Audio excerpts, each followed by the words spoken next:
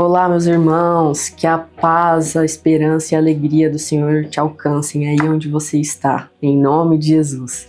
Nós estamos muito felizes de estarmos juntos mais um dia e hoje nós vamos falar sobre perdão e o Deus da segunda chance. Mas antes, deixa Deus te usar, encaminhe o link dessa transmissão para alguém, que mais pessoas sejam edificadas junto com você com essa palavra. E se você tiver algum pedido de oração, pode deixar aqui embaixo nos comentários e nós estaremos incluindo no nosso relógio de oração. Amém? Vamos lá. Hoje nós vamos falar sobre perdão e o Deus das segundas chances. E hoje nós vamos abrir muita Bíblia aqui. Uma das nossas intenções do cenáculo é que você aprenda cada vez mais da palavra de Deus. Amém? Eu quero que você imagine comigo que você está andando numa rodovia e você está em alta velocidade, muito mais acima do que o permitido naquela rodovia. E o que é provável que aconteça com você nesse cenário? É provável que você tome algumas multas, é provável que você seja parado por algum guarda de trânsito ali da rodovia e que não vai ficar muito bom para você, né? E na nossa vida com Deus muitas vezes acontece da mesma forma.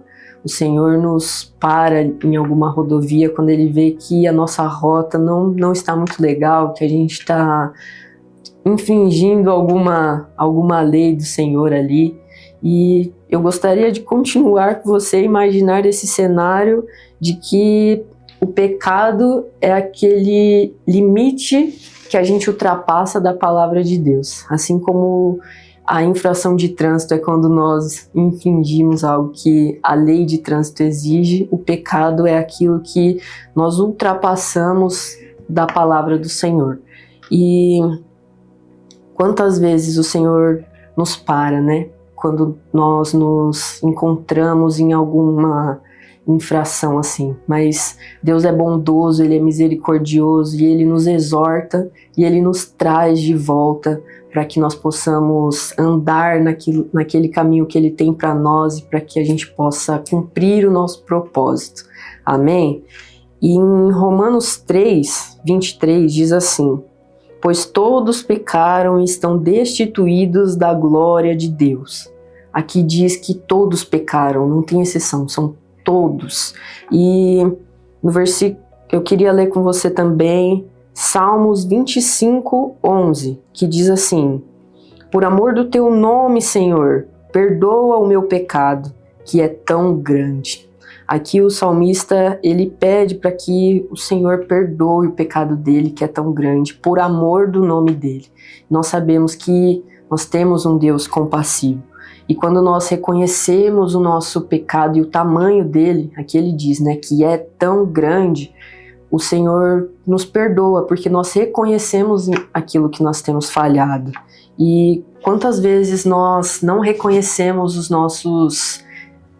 as nossas infrações espirituais, mas nós ignoramos e seguimos da maneira que nós bem entendemos. Mas nós temos muitos sinais que nos alertam dessas infrações. Nós temos a própria palavra do Senhor, que nos doutrina em tudo aquilo que é infração perante ao Senhor. Nós também somos aconselhados por outras pessoas e muitas vezes nós não ouvimos. Nós também somos ministrados pelo Espírito Santo, que fala sempre ao nosso coração e nos dirige através daquilo que Ele quer fazer nas nossas vidas, nos ensina, nos aperfeiçoa e completa a boa obra dele em nós. Mas ainda que nós venhamos a quebrar essas leis, o Senhor é compassivo e Ele nos perdoa e Ele nos redime sempre, porque Ele é um Deus gracioso e faz parte do caráter dele. Eu quero ler com você Êxodo 34, do 5 ao 7, que diz assim: então o Senhor desceu na nuvem, permaneceu ali com ele e proclamou o seu nome, o Senhor, e passou diante de Moisés, proclamando: Senhor, Senhor, Deus compassivo e misericordioso, paciente, cheio de amor e de fidelidade, que mantém o seu amor a milhares e perdoa a maldade, a rebelião e o pecado.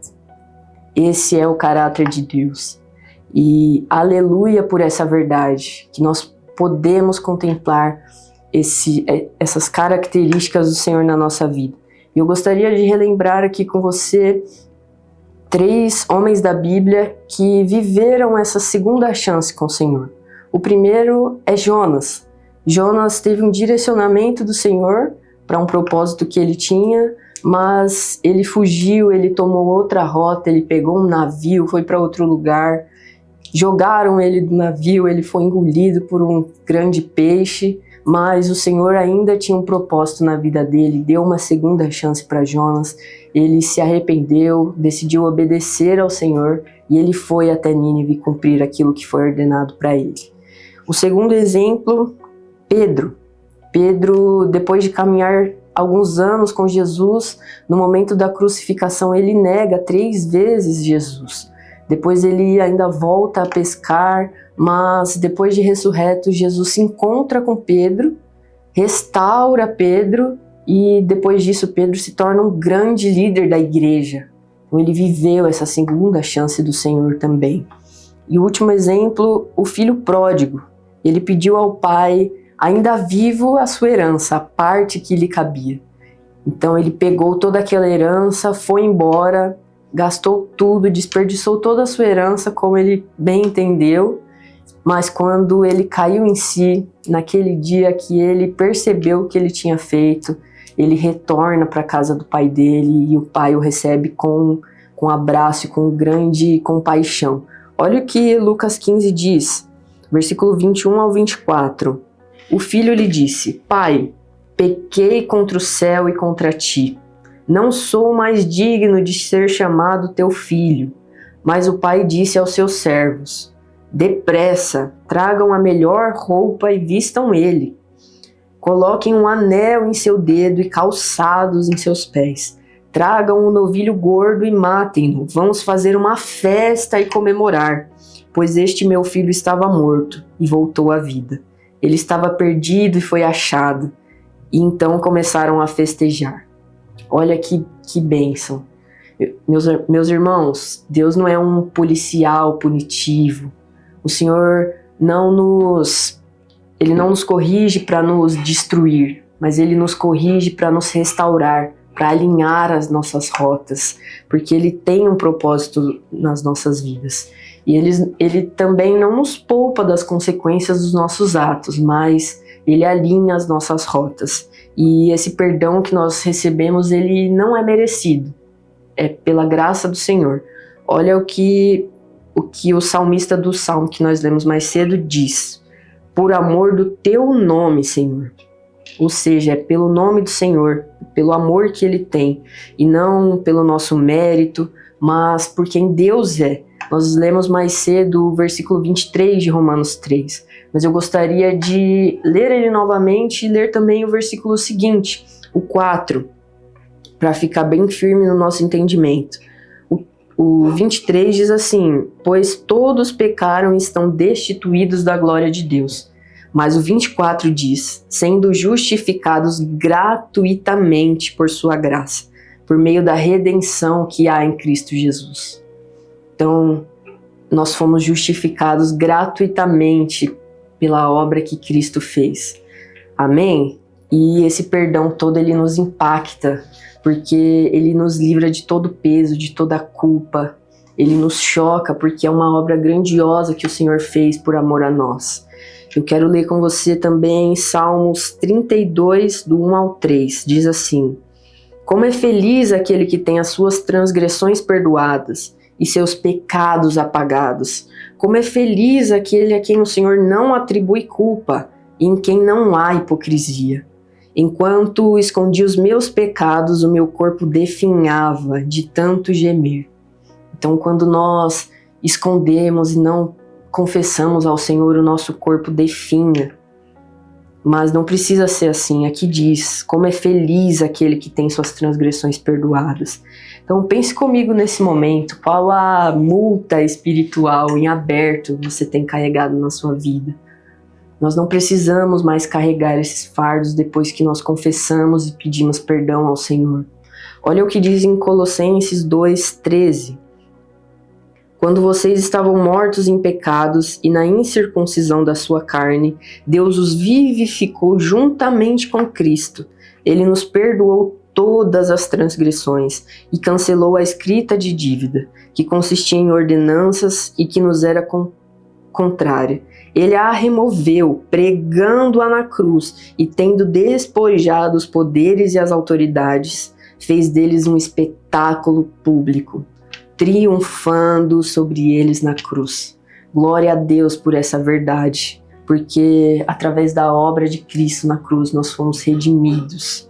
Amém? Então, diariamente você pode orar o Pai Nosso pedindo que o Senhor te perdoe, confessando para Ele todas as iniquidades, todos os pecados, todos os erros que você teve. Amém? E eu quero que você reflita comigo nesse momento. Você tem vivido um tempo como alguém que foi perdoado? Ou você ainda carrega esse peso da culpa?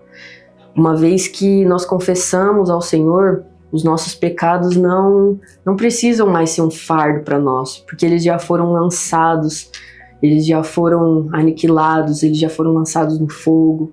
Então essa culpa não precisa mais fazer parte das nossas vidas, amém? Meu irmão, eu quero que, se ainda há algo que te traz culpa, algum pecado que ainda não foi confessado, que você converse com o Senhor hoje, confesse, tire isso dos seus ombros. O Senhor tem restauração para a sua vida. Olha o que diz em 1 João 1,9. Se confessarmos os nossos pecados, Ele é fiel e justo para nos perdoar os pecados e nos purificar de toda injustiça. Amém? Que essa verdade faça parte da sua vida. Mas eu quero te desafiar também a não só receber essa graça do Senhor, mas também a derramar essa misericórdia e graça para outras pessoas que possam ter te ferido. Que você receba o perdão, mas que o perdão para as outras pessoas também flua através de você. Amém? Para finalizar, eu quero te incentivar a praticar esses 3 pontos que nós falamos aqui hoje. O primeiro foi reconhecer os nossos excessos de velocidade espirituais, aquilo que é infração contra o Senhor.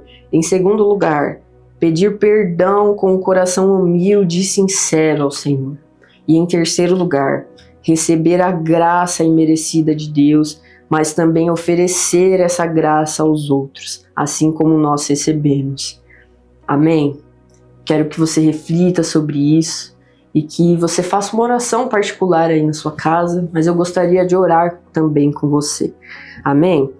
Senhor, obrigado pela sua bondade, a sua misericórdia, pela obra que o Senhor fez na cruz, que o Senhor traga à nossa memória tudo aquilo que nós precisamos confessar e entregar ao Senhor para que nós possamos ser redimidos, perdoados, renovados em Ti.